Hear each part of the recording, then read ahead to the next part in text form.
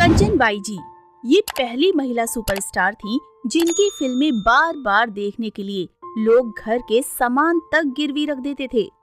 कंचन by Lucknow की तवायफ Sugan by और एक नवाब की बेटी थी। इनकी आवाज और अदाकारी में ऐसा जादू था कि 15 साल की उम्र में ये स्टार स्टेज आर्टिस्ट बन गई। स्टेज पर काम देखकर ही इन्हें फिल्में मिली। आवाज में तो इतनी कशिश थी कि इनकी पहली फिल्म श्री फरहाद में 42 गाने थे। ये मशहूर गायिका नूर जहां की संगीत गुरु भी थी। रोज उनसे 12 घंटे रियाज करवाती थी। कोलकाता में एक आलीशान हवेली में रहती थी कंचन बाई। इन्हें जानवर पालने का शौक इस कदर था कि 2 टाइगर पाल रखे थे। ये पहली एक्ट्रेस थी जिनके अफेयर्स के चर्चे फिल्म इंडस्ट्री की सुर्खियां बने थे। फैंस में दीवानगी का आलम ऐसा था कि एक तांगे वाले ने इनकी फिल्म 22 बार देखी, जिसके लिए उसने अपने घोड़े तक गिरवी रख दिए। मगर कंचन बाई का ये स्टारडम बहुत सालों तक कायम न रह सका। थिएटर मालिक से कानूनी लड़ाई हुई जिसमें इनकी हवेली बिक गई। करियर बचाने की जद्दोजहद उन्हें मौत तक ले आई।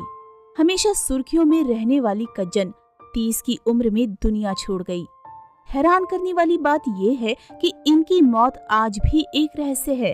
15 फरवरी 1915 को लखनऊ की मशहूर तवायफ सुगन बेगम के घर बेटी का जन्म हुआ, जिसे नाम दिया गया जहां आरा कंचन, जो आगे चलकर कंचन बाई के नाम से मशहूर हुई थी। उनकी महफिलों में नामी लोग शिरकत करते थे। भागलपुर के नवाब छम्मी साहेब इनकी महफिल के स्थायी मेहमान थे, जिनसे ये चर्चा में रहती थी।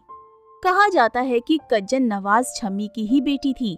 तवायफों को शादी करने की इजाजत नहीं थी, लेकिन उनका रिश्ता सार्वजनिक होता था। जब 20वीं सदी में तवायफों और कोठों का विरोध हुआ तो सारी तवायफें स्टेज आर्टिस्ट बन गई। बदलते दौर में कंचन बाई भी स्टेज आर्टिस्ट बनी। सुगन ने अपनी बेटी कंचन को घर में रहते हुए ही इंग्लिश और उर्दू लिटरेचर और पटना के उस्ताद हुसैन खान से क्लासिकल सिंगिंग की ट्रेनिंग दिलवाई। कंचन को इंग्लिश में महारत हासिल थी। वो कोलकाता के नामी क्लब में परफॉर्मेंस देने वाली रेगुलर स्टेज परफॉर्मर थी। 15 साल की उम्र में स्टार परफॉर्मर थी कंचन। कंचन को बचपन से ही शायरी लिखने का शौक था। वो अदा के नाम से शायरी लिखती थी, जो उस जमाने की उर्दू मैगजीन में छपती थी। कंचन की गायकी के गुर से इम्प्रेस होकर उन्हें 1920 के दौर में पटना की एक थिएटर कंपनी ने नौकरी दी। ये वो समय था जब महिलाओं को स्टेज परफॉर्मेंस की अनुमति नहीं थी। ऐसे में कंचन बाई पहली महिला बनी जिन्हें स्टेज परफॉर्मेंस देने की अनुमति मिली थी। प्ले में कंचन बाई चाकू से खतरनाक करतब दिखाया करती थी, जिसे देखने बड़ी संख्या में भीड़ इकट्ठा हुआ करती थी।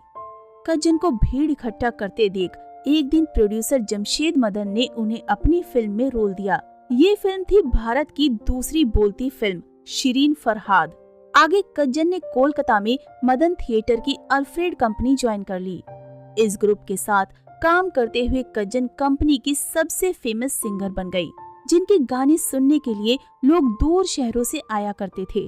ये बात करीब 1925 से 30 के बीच की होगी, जब करीब 15 साल की रही कंचन को हर परफॉर्मेंस के 250 रुपए मिला करते थे। 1931 से भारत में बोलती फिल्में बननी शुरू हुई। पहली बोलती फिल्म रही आलम आरा।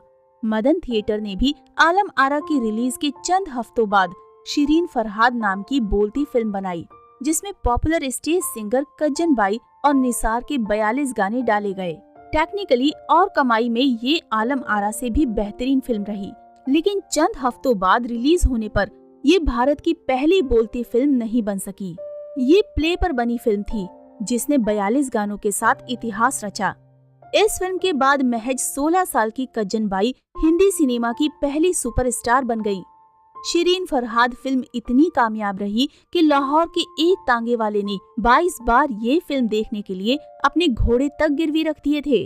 कंचन की दूसरी फिल्म रही लैला मजनू, जो सुपर हिट साबित हुई।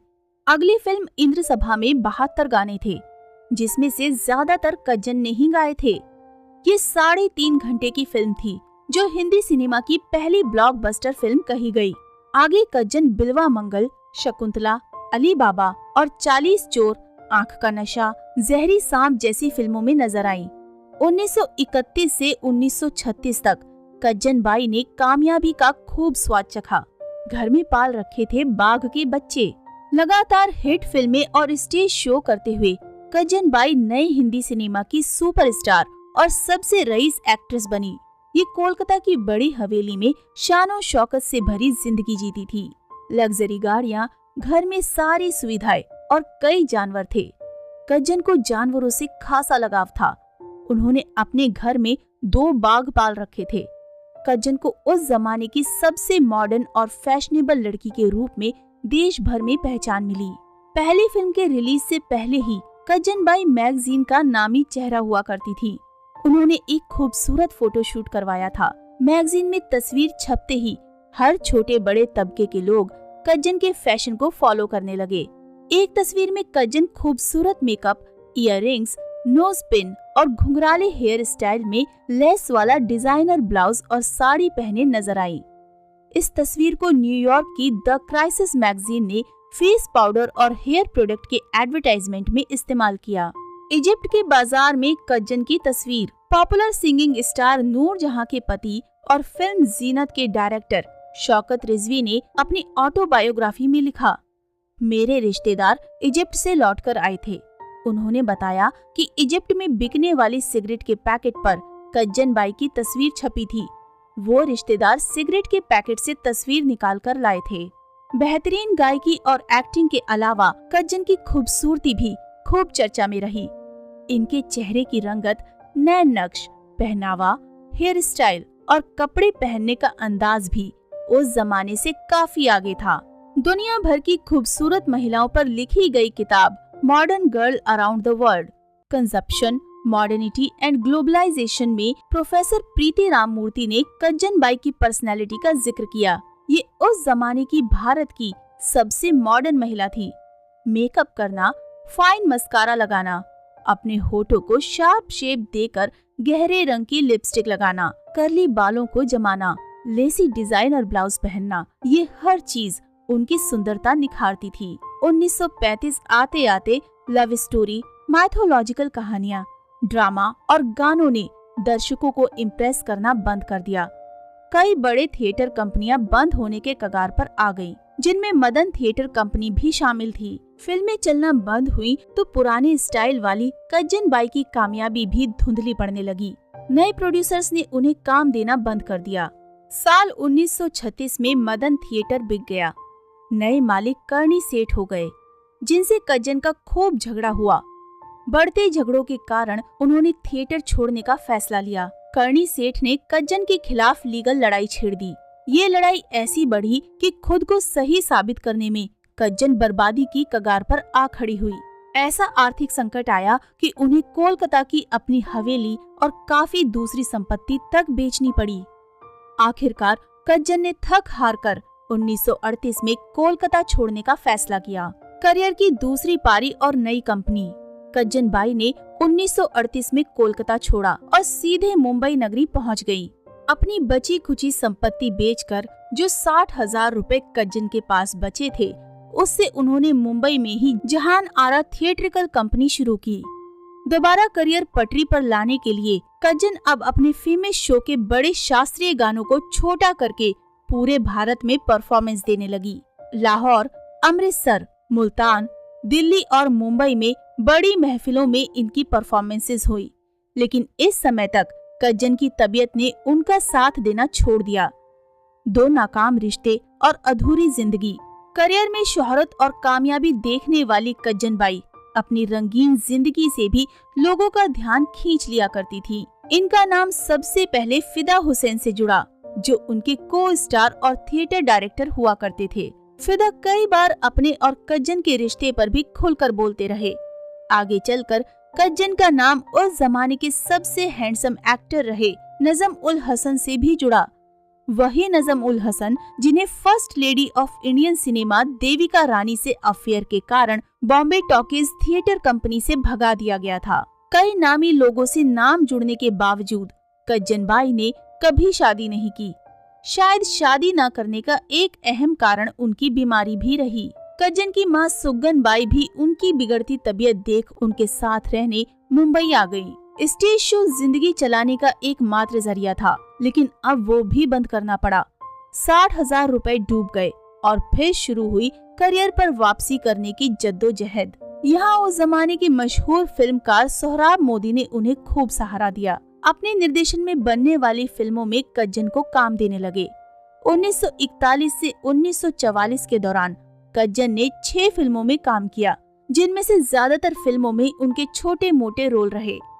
इस समय उनकी इकलौती बड़ी फिल्म पृथ्वी वल्लभ रही, जिनमें उनका बड़ा रोल था।